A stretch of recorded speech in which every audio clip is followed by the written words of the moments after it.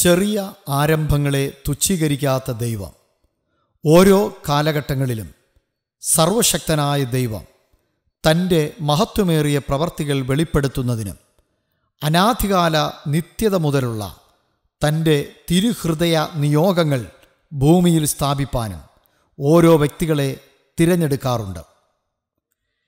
ഇന്നേക്ക് 100 വർഷങ്ങൾക്ക് മുമ്പ് 1923 ദൈവഭക്തയായ ലോയിസ് തിമത്തി എന്ന മാതാവ് തൻ്റെ മാനസിക രോഗിയായ ഭർത്താവിൻ്റെ സൗഖ്യത്തിനായി വൈദ്യന്മാരിലും മരുന്നിലും അഭയം തേടി പരാജയപ്പെട്ടപ്പോൾ സർവശക്തനായ ദൈവത്തോട് പ്രാർത്ഥിച്ചു.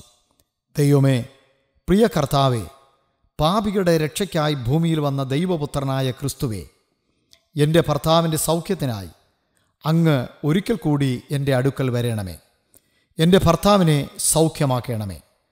പ്രാർത്ഥനയുടെ മറുപടിയായി പ്രിയ മാതാവിന് ദൈവപുത്രനായ ക്രിസ്തുവിൻ്റെ സ്വർഗീയ ദർശനമുണ്ടാകുകയും നിന്റെ പാപവും ശാപവും രോഗവും ഞാൻ മാറ്റിയിരിക്കുന്നു, നീ എൻ്റെ സാക്ഷിയാകുക എന്ന ദൈവിക അരുളപ്പാടുണ്ടായി.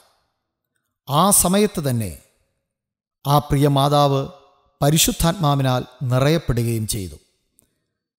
ഭർത്താവിന് സൗഖ്യം ലഭിക്കുകയും ക്രിസ്തു വിശ്വാസത്തിൽ അടിയുറച്ച് വിശ്വസിക്കുകയും ചെയ്ത ലോയിസ് തിമത്തി 2 വർഷങ്ങൾക്ക് ശേഷം 1925 കോവളത്ത് മുട്ടയ്ക്കാട്ടിൽ തൻ്റെ വീട്ടിൻ്റെ മുറ്റത്തൊരു പ്ലാവിൻ ചുവട്ടിൽ ഒരു പ്രാർത്ഥനാ കൂട്ടായ്മയ്ക്ക് തുടക്കം കുറിച്ചു.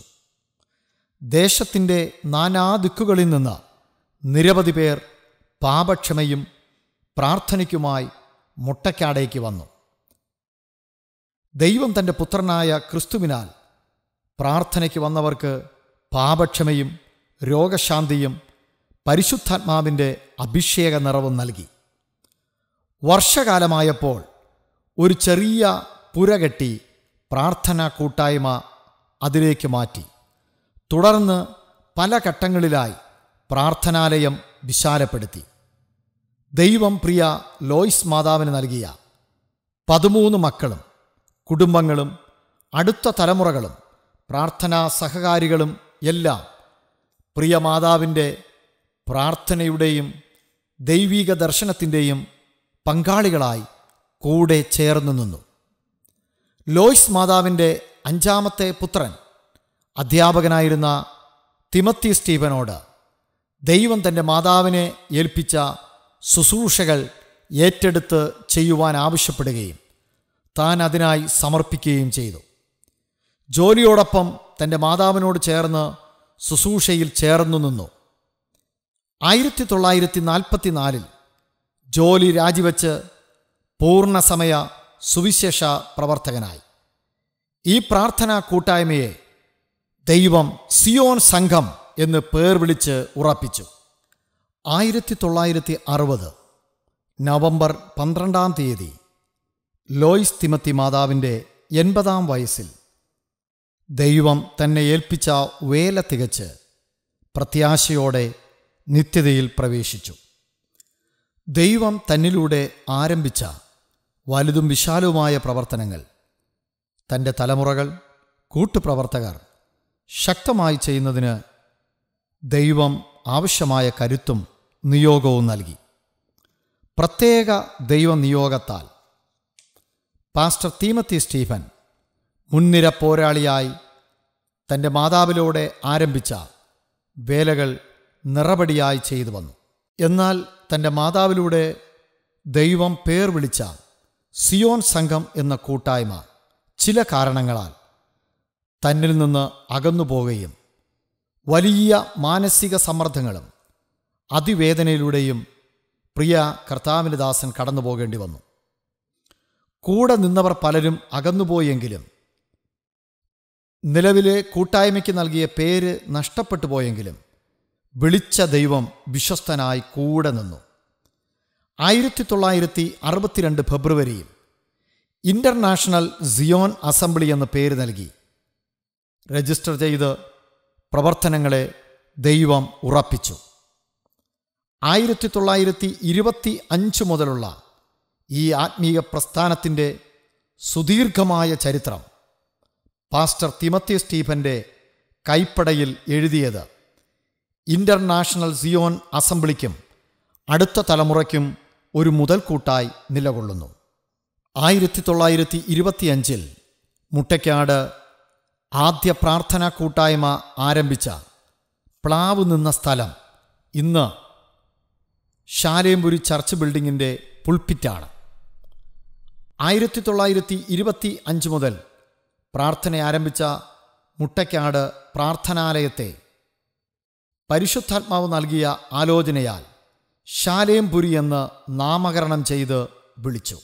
ഇന്റർനാഷണൽ സിയോൻ അസംബ്ലിയുടെ സ്ഥാപകൻ പാസ്റ്റർ തിമത്തി സ്റ്റീഫന്റെ കാലം മുതൽ മുട്ടയ്ക്കാട് ശാലേംപുരിയാണ് സംഘടനയുടെ ഹെഡ് ക്വാർട്ടേഴ്സ്. അത് പ്രിയ കർത്താവിനുദാസൻ പാസ്റ്റർ തിമത്തി സ്റ്റീഫൻ തന്നെ തൻ്റെ ചരിത്രരേഖകളിൽ പലയിടങ്ങളിൽ കുറിച്ചിട്ടുണ്ട്.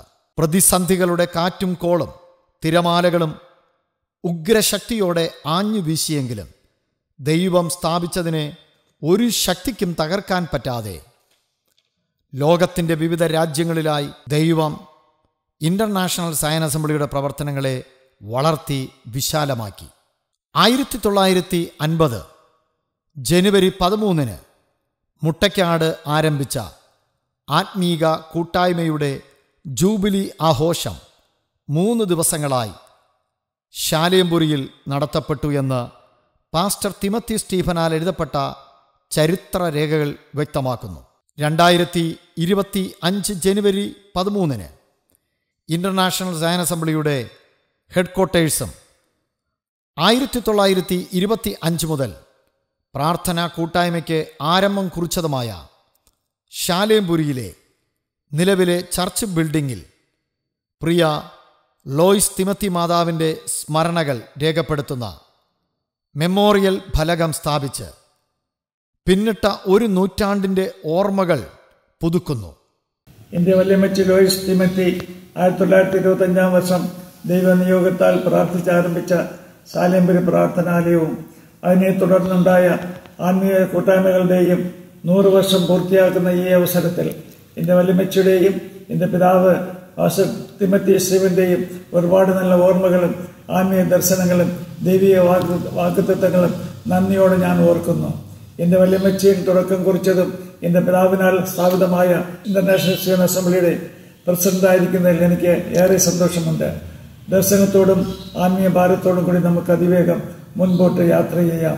ആത്മീക ശുശ്രൂഷകൾക്കും ദൈവിക വാഗ്ദത്തങ്ങൾക്കും കൂട്ടവകാശികളായി നിൽക്കുന്ന ഇന്റർനാഷണൽ സിയോൻ അസംബ്ലിയിലെ ലോകമെമ്പാടുമുള്ള പ്രിയപ്പെട്ടവരെ, ദൈവം നിങ്ങളെ അനുഗ്രഹിക്കട്ടെ.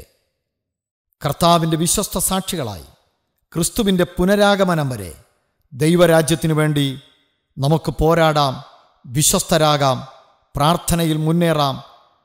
അന്ത്യകാലത്തിൽ സകല ജഡത്തിന്മേലും വെളിപ്പെടുന്ന ദൈവിക അഭിഷേക പകർച്ചയിൽ ദൈവം ഏൽപ്പിച്ച ശുശ്രൂഷ വിശ്വസ്തയോടെ പടചേർത്തവനായ ദൈവത്തെ പ്രസാദിപ്പിച്ച് ക്രിസ്തുവിൻ്റെ നല്ല സ്ഥാനാപതികളായി ചെയ്യുവാൻ ദൈവം ഓരോരുത്തർക്കും കൃപയും അവസരങ്ങളും നൽകട്ടെയെന്ന് ആത്മാർത്ഥമായി പ്രാർത്ഥിക്കുന്നു.